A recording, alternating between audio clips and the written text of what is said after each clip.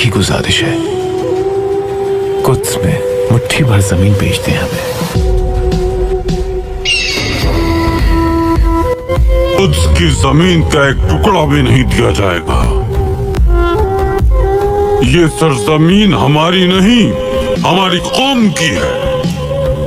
हमारे लोगों ने कुर्बानियां देकर अपने खून से इस जमीन को सींचा है। जिसकी भी नजर इस जमीन पर पड़ती है, हम कुर्बानियां देने के लिए फिर तैयार हो जाते हैं।